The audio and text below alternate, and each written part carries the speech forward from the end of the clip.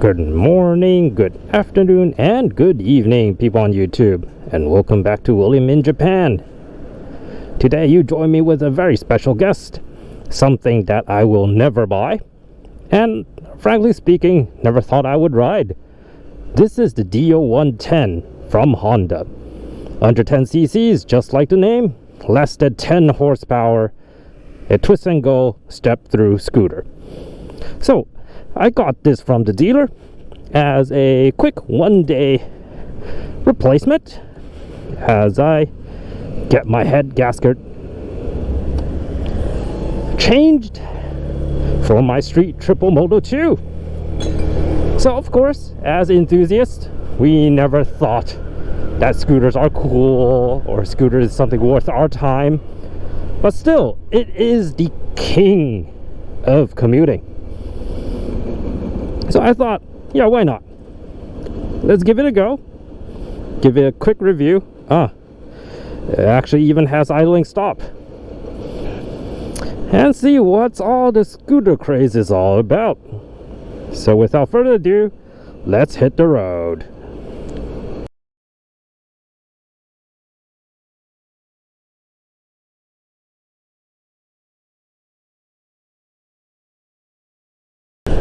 Alright, welcome back folks, as we are back on the same road as yesterday, or as the last video last week. Going over the Honda Dio again, under 10 cc's, less than 100 kilograms wet, 5-liter gasoline tank, less than 10 horsepower. So what's all the craze about these small scooters? Why do they sell a butt-ton load more than motorcycles? Not just in Japan, not just in Southeast Asia, but globally.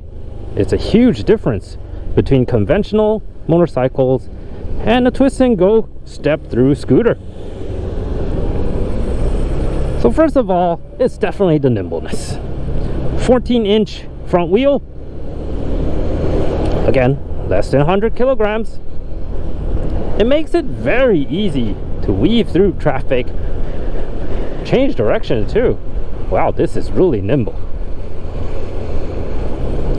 So if you're getting in and out of traffic just like we are, you're not going fast anyways.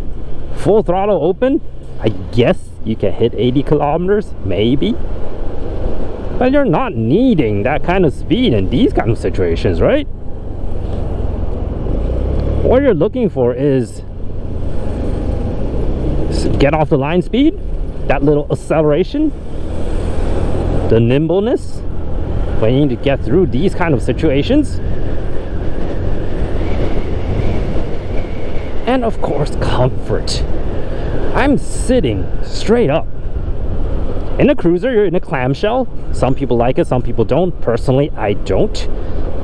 Some people like the adventure riding kind of position. Again, you're sitting upright, but your feet is under you or behind you, not usually under you. So it kind of combines the both, doesn't it? Feet forward, however, nice and upright. High handlebars, not too wide, not too far. It's just a comfortable position. And then I have to say about the seat.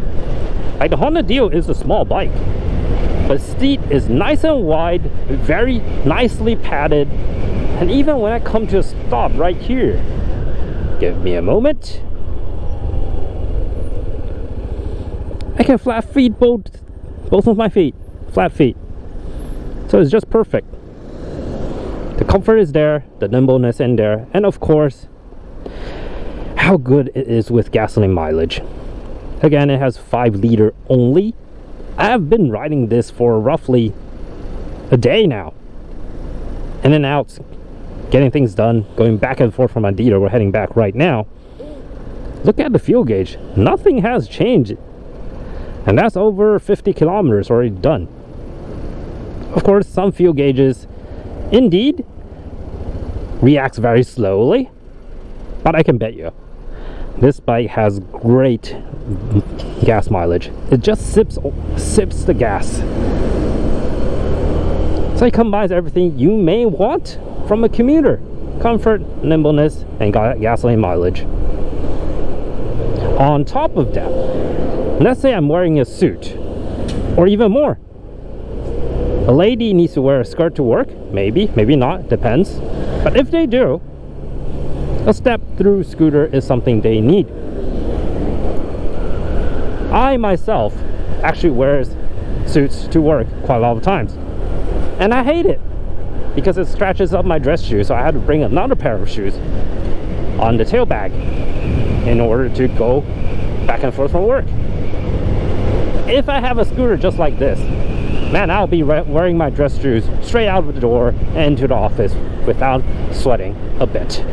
I wouldn't give it a second thought. It'll be fine. So it gives you the convenience, it gives you the ease of use, and it gives you the economy. But on the contrary, if you're a motorcycle enthusiast, yeah, of course, this ain't something you want. Brakes, front brake on the right, back brake on the left. There's no clutch to play with. You barely hear anything from the little puttering 110cc. It's very dull, guys. Of course it's dull, because this is a tool instead of a toy. Electronics, you don't need any. Again, it has less than 10 horsepower. It doesn't even have ABS. Yeah, there's no ABS ring. It has combined brakes, I think. Let me test it out. So if I pull this, yeah, see? When I pull in fully on the front brake and I pulse the back brake, the front brake lever is pulsing too. So it definitely has combined brakes. So yeah, that's why it's legally good to sell in Japan without ABS system. If you don't have combined brakes, you will need an ABS system. And also because it is 110 cc's, you can go over the 30 kilometer limit that's imposed on mopeds under 50 cc's in Japan. And also you can get a pillion, which again, under 50 cc mopeds are not able to do so. However, because it is still pretty small, you cannot go on the highway, and thankfully I think that's a good idea.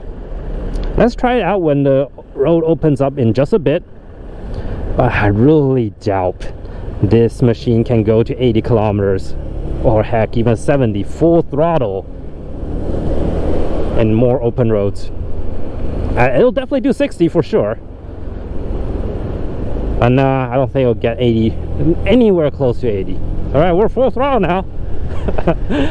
We're barely accelerating,